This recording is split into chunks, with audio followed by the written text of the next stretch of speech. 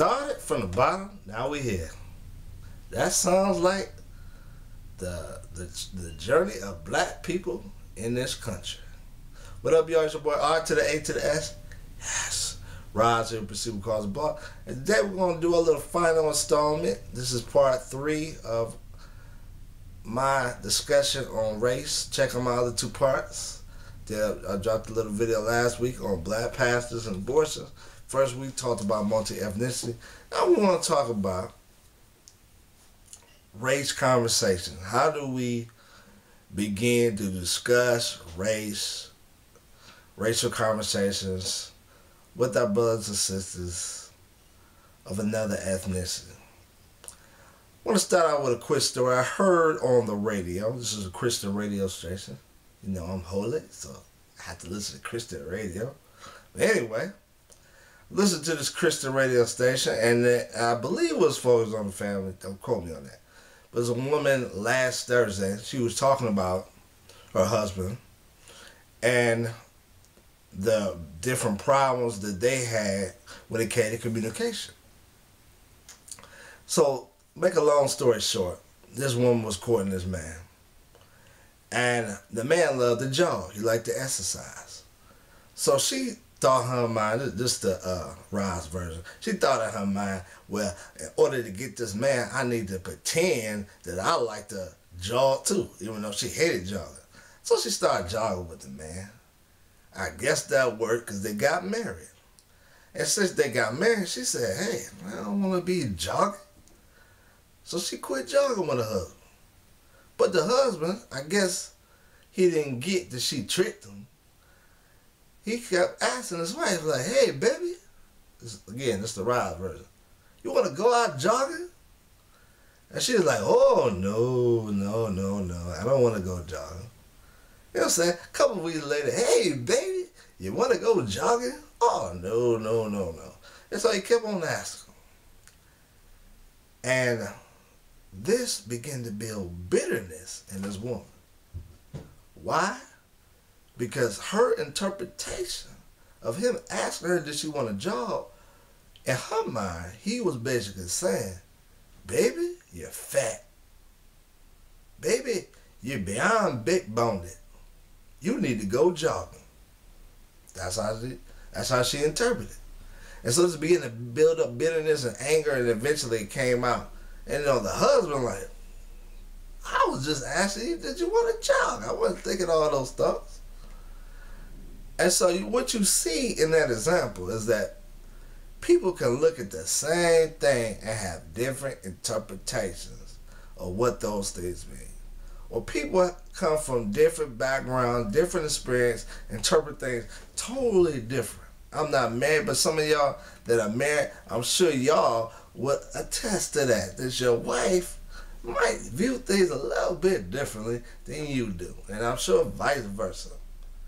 And it's the same thing when it comes to racial conversations. We have different experiences, different thoughts, and that shapes us. And we don't want to have the hard conversations of why we view things differently.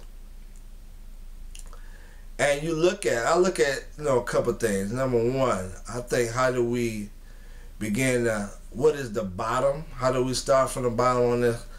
Gotta be, number one, honesty. We gotta be honest with each other about our feelings without us feeling that the other person's gonna judge us or shut us off or not show us grace. I remember a Christian sister who grew up in a Muslim home, Lebanese, and her parents, or I don't know if it was her parents directly, but let's just say in her culture, she was taught certain things about black people. If you know the Muslim word for black, it's like akin to slave. And so if that is the mentality that you were brought up with, it's going to be kind of hard for you to look at a black Christian brother or sister as equal. And she had a hard time. She said, I struggle with loving Christian brothers and sisters. Now, for me, I wasn't offended. I'm like, that's honest. That didn't bother me because at least she was honest. Because you have some people, I know of a brother who was dating, he was black, he was dating a white sister. And the white sister comes from a Christian home, family in the church, very involved. If you was to look at their family, you'd be like, hey, this is a great Christian family. But when she said that she was dating that brother, oh, that great Christian family turned another shade of red. They was not having that. Why? Because despite all the doctrine that they may know, they did not want no brother in their family. No black brother. Why? Because they wasn't honest. And if you was to ask them, they would say, no, they're not no racist. But I guarantee you, they didn't want that brother. They had to sneak around and everything. Honesty. Don't have honesty. And I think the other part of it is this. We have certain backgrounds, we have certain experiences, we have certain beliefs, and we don't know how to discuss differences. It's almost like some racial issues, it seems like it's no different than politics. Like, you might come from a background where you view race in a certain way. Like, I know white Christians, when you talk about the issue of race, it's no different than what you might hear from conservatives, like in a political realm. They might view black people as always wanting handouts, always playing the victim card, always playing the race card, etc., etc. And I'm not saying that those things are not valid. I'm sure that in certain cases they are.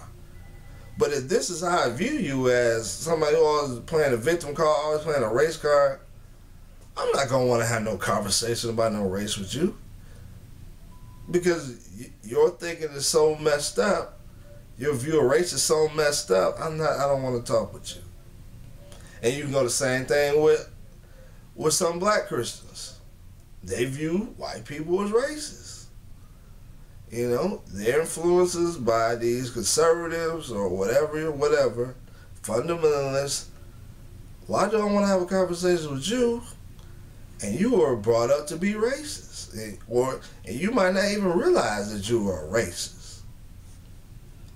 So again, if I have these preconceived notions that you view me in a certain way, whether you're black or white, I ain't even discussing Asia or whatever, but even just going from a black or white perspective, if I come up with these certain set of things that you believe these certain things because, etc., etc., etc., there's no way we're going to be able to discuss our differences and our viewpoint. Because it's just like politics. You got your side, I got my side. I don't want to discuss it. You believe this way because. So we got to be honest that we need to be honest, and we need to be honest that we have certain backgrounds, certain values and beliefs. And are we willing to listen to the other side, even if they view race differently from us? Whether that's blacks not want to hear from whites, or whites not want to hear from blacks. We got differences. And do we really want to hear those differences, to even in some cases agree to disagree? Because I might view poverty way different than, say, I know some white conservative Christians view poverty. Totally different. But that doesn't mean we can't discuss the issues and we can't fellowship, because we have a totally different outlook or outtake. And that falls as not just white Christians. Well, I know some black Christians who have very similar viewpoints on poverty that are different than I have. So that's the bottom line, man. The bottom is honesty. The bottom is recognize we do have some differences and willing to build relationship to be able to grow for people who think different than we do. So that's my thoughts on this. Love to hear yours. See what costs a blog. Couple sets, and I'm out. Trips.